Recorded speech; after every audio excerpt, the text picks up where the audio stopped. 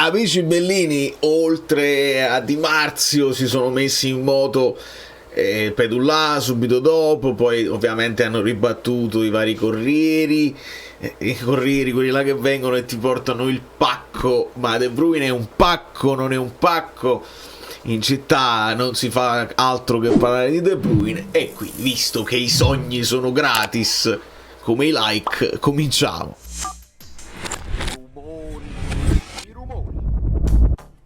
Volevo fare un discorso serio, il più possibile serio, perché non mi entra niente nel dire non arriverà mai, levateci il pensiero così, oppure invece ringalluzzirvi e dire ragazzi ne parlano tutti, quindi mamma mia, fare una bella thumbnail. E invece la thumbnail ovviamente si fa perché non c'è altro di cui parlare, e può essere Francesco Canepa, benvenuto sul canale. E può essere pure che parlare di queste cose qua toglie un po' di pressione alla squadra. Non lo so, io sto cercando a tutti i costi le cose positive in questo periodo incredibile, perché manca pochissimo e dovremmo stare tutti concentrati. Ma allora questo destabilizza o no? Perché alcune cose i tifosi poi dicono destabilizzano nel momento di parlare, dobbiamo stare concentrati. Però De Bruyne vi piace vi piace parlare di... e non destabilizza Asa.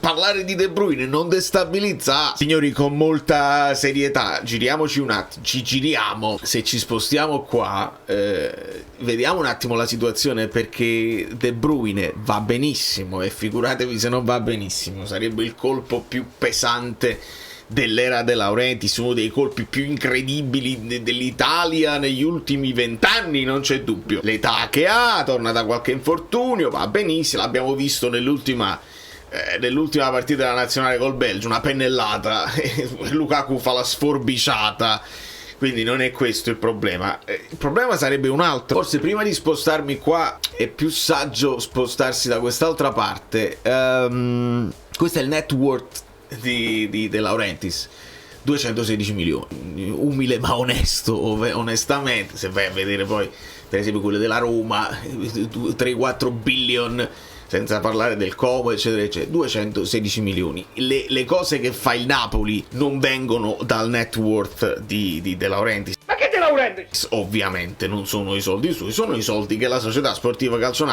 fattura ogni anno. Poi magari puoi andare in rosso ogni tanto di qualche milione, poi li recuperi perché poi rivendi, il fatturato sale e scende a seconda delle tue posizioni in Europa, lo sappiamo benissimo, non andiamo sicuramente in bancarotta così.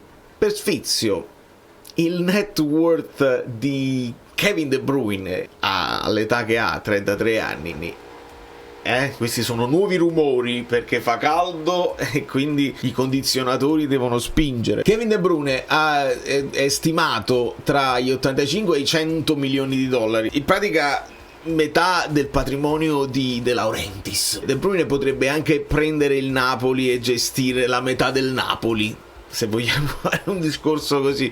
Vi ricordate, se ne parla quando esce Messi al Napoli? È un'idea, è un sogno, perché non potrebbe essere? Le magliette, si vendono le magliette, Cristiano Ronaldo, ogni volta che esce qualche nome che va oltre l'altisonante, sono i nomi quelli là.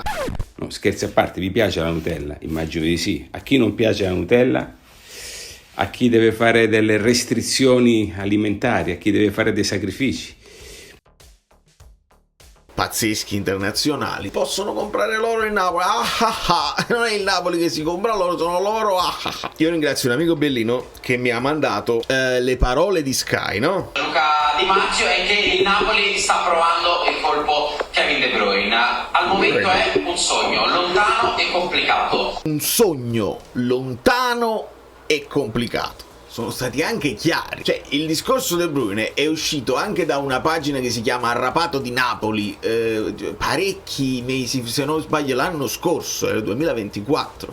L'anno prossimo De Bruyne va in scadenza di contratto, perché il Napoli non ci fa un pensierino, si fa il fotomontaggio e tutti quanti puso vino, lievo vino a mezzo, il vino deve rimanere nella bottiglia, il vino. Ma va benissimo. Ora, se tutti si espongono, uno è giusto che dice allora qualche cosa di vero ci deve essere. Ricordate sempre che il Napoli twitta quando non gli piacciono che escono certe voci, e può essere anche che certe voci vengono messe di proposito, da qualcuno deve partire l'indiscrezione, si fanno i controlli, perché Sky dice noi stavamo a Manchester per controllare le cose del Manchester e abbiamo saputo che, mentre da Pedulà arriva no, perché quella la moglie sta girando Napoli per prendere gli appartamenti. Tra l'altro, se De Bruyne si è sposato a Sorrento, se con Mertens c'è un grande rapporto e Mertens gli avrà detto cose bellissime della città, uno può anche comprarsi un appartamento a Napoli senza necessariamente trasferirsi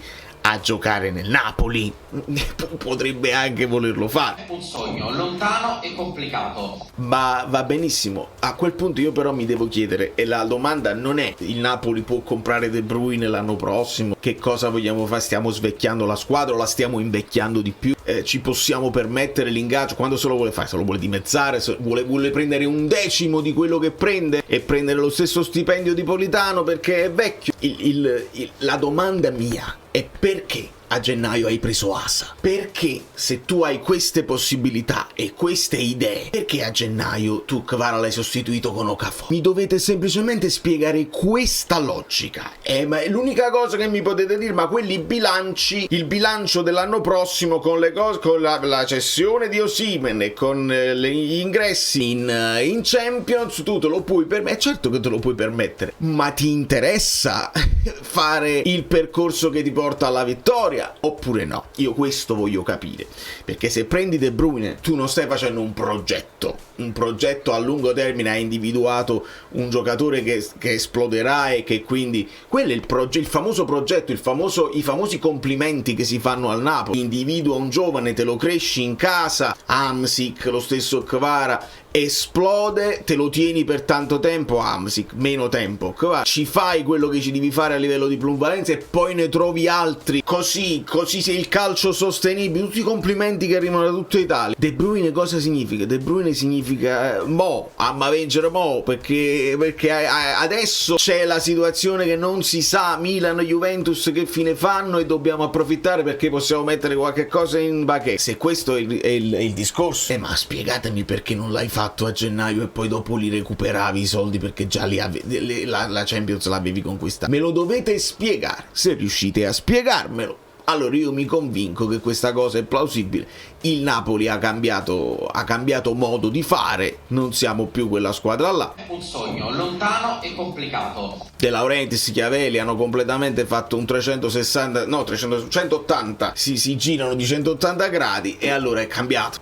Adesso possiamo puntare a nomi top o che siano quelli là a fine carriera, e poi ti deve andare bene perché esistono le cose che funzionano, cioè giocatori che in Italia nonostante l'età, Cristiano Ronaldo era decisivo anche a fine carriera e quindi lo prendi, vinci scudetti senza problemi. Poi ci sono anche i Kyle Walker che a fine carriera viene dal Manchester City, non ha impatto assolutamente, anzi sembra impacciato in una situazione come quella del Milan. Se io vedo qua, no, Okafor penso che non lo confermiamo. Lukaku ce l'hai ancora. Adesso si parla anche di Darwin Nunez. Simeone, un altro anno. Raspadori, te lo tieni? Sempre riserva di lusso. Ngonghe, io mi sento di dire che potrebbe farne a meno. Philip, facciamo che ti ha convinto Philip e lo riscatti, così si parla di Anghissà in Arabia e quindi Anghissà lo saluta. Non lo so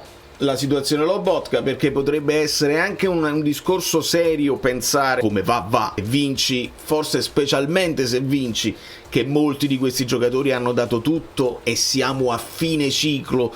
Tu dovresti aprirne un altro, ma l'età è avanzata, è l'età dell'instant team, quindi tu potresti anche pensare che se arriva un'offerta per Lobotka lo saluti e ti resta Gilmour. McTominay ovviamente non si tocca. Asa direi di no. Spinazzolo un altro anno. Olivera tu te lo puoi conservare, ma ne servirebbe un altro qui. Si era parlato di quel tedesco di Mittelstadt. Vediamo. Juan Jesus un altro anno. ultimo dei baluardi, magari ti allunga la carriera, Conte, così ha detto Juan Jesus, buongiorno te lo tieni, qua Rafa Marin, Rachmani, se Rachmani arriva un'offerta uno ci può anche ragionare, leviamo i portieri da mezzo, anche se Meret bisogna capire qual è la situazione del rinnovo. Rafa Marin ha convinto, che cosa ne vuoi fare? Nel frattempo hai preso Marianucci, quindi in questa zona qua come scommessa. Su Rachmani ci devi ragionare. Ma Zocchi ancora come vice di Lorenzo? Vabbè, quindi qua non basta prenderne uno e ridirezionare troppi soldi a seconda di quello che poi vuole. Se lui vuole 3 milioni e senza nessun diritto, se rinuncia a tutti i suoi sponsor così, venisse, qual è il problema? Siamo lì a sbandierare e a fare la nuova tazza di De Bruyne, ma proprio alla grande, ma che scherzate, dobbiamo fare molte altre cose. E secondo me è il caso anche di cominciare a pensare di abbassare l'età, perché hanno benissimo 2 o 3 giocatori fatti e finiti, però occhio che questa squadra può essere poi stanca. Ricordiamo che quest'anno abbiamo fatto solo una competizione e l'anno prossimo ne abbiamo 2. Se vogliamo essere seri con noi stessi, la seconda competizione va onorata, non puoi pensare di dire un sogno lontano e complicato. vabbè, ma usciamo da questa Champions che non serve a niente e ci concentriamo sul campionato, perché la mentalità poi non sale. E serate come quella dell'Inter che fanno parlare tutto il mondo non le vivi se non onori la competizione fino in fondo come devi poterlo fare. Quindi io veramente non capirei che tipo di progetto tiene il Napoli in mano. Questo significa Conte? Non significa necessariamente Conte, perché Pedulla ha detto no, al di là di Conte il Napoli si è messo così. Allora per quale allenatore stai facendo un discorso di instant team in questo momento? Sono domande legittime che ci dobbiamo porre. Non capisco dove stiamo andando a parare, non lo capirei. E oltretutto le notizie che di solito escono troppo presto, lo sapete che non sono mai quelle che vanno fino in fondo. Una cosa vi posso dire, il Napoli spesso, ma storicamente, può individuare una pedina e non è detto che arrivi quell'anno lì, ma magari arriva dopo perché non si creano le condizioni, non riesci a chiudere, a concludere e ci riprovi se ti serve ancora quella pedina, questo è sicuro. Quindi se il Napoli l'aveva pensato già prima quest'estate, sto sentendo Sky che diceva ci aveva già pensato quest'estate, può essere pure che tu ci riprovi dopo. Più che altro io non vorrei che poi il tifoso del Napoli sente certi nomi, sente l'impatto mediatico e le giravolte che fanno tutti gli insider di mercato, ci mettono il pensiero e poi ci rimangono malissimo perché Garnacio era a un passo, perché Adeyemi era fatta, perché Amuzzu e perché tutta una serie di cose, Danilo, Comuzzo, e sto parlando semplicemente di gennaio senza tornare indietro.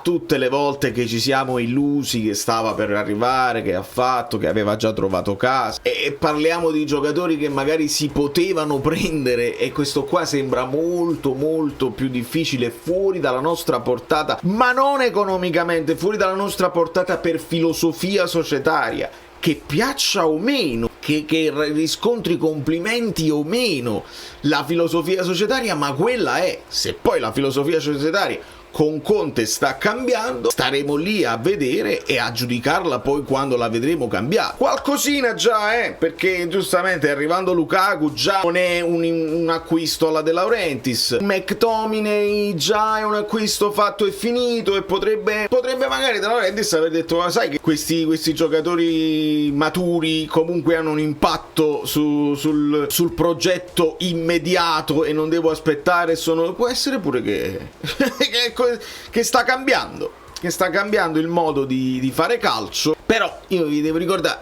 che, perché adesso fanno tutti i conti in tasca, il Napoli avrà 200, 250, 300 milioni da spendere sul mercato, sì, ma deve fare pure il centro sportivo e mancano pochi giorni alla prima pietra. Ultimamente abbiamo letto di interviste di un immobiliarista di Castelvolturno che dice De Laurentiis vuole rimanere a Castelvolturno a tutti i costi.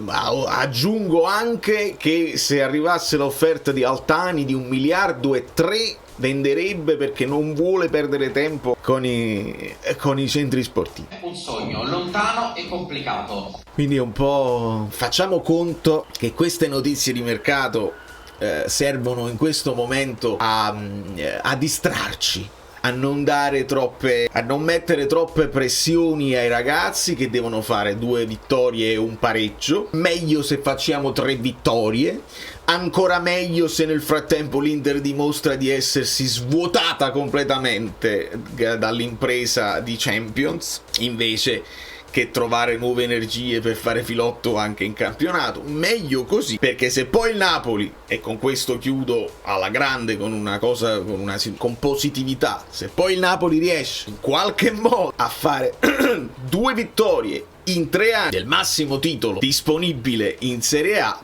e beh, la percezione di quello che è il Napoli nel mondo, Napoli calcio nel mondo, cambia, perché possono dire gli altri tifosi è stato un caso, dopo il caso dell'annata particolare vi siete squagliati che avete fatto il 10° posto, se invece vinci quest'anno ecco perché avrei voluto anche semplicemente un gesto di uno sforzo per sostituire Kvara, per non dire mi voglio proprio indebolire, non mi interessa, invece un gesto, un giocatore che non sia un giocatore che non giocava e che non è in condizione di giocare. Mi sarebbe bastato un gesto per dimostrare lo voglio proprio fare, non mi basta entrare in Champions, voglio anche dimostrare che se l'annata è giusta io continuo a vincere, voglio vincere sempre quando è possibile. Ovviamente 2 vittorie in 3 anni, altro che impresa, sarebbero veramente un capolavoro del Napoli. Da New York, Valerio Fluido e tutto. Voi ci credete a De Bruyne? Io mi mantengo prudente anche per non poi rimanerci male come ci siamo rimasti male altre volte. Se poi arriva è chiaro che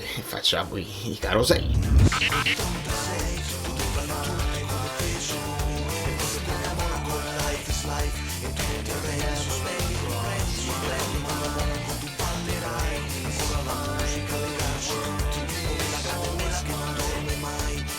Lasciare di una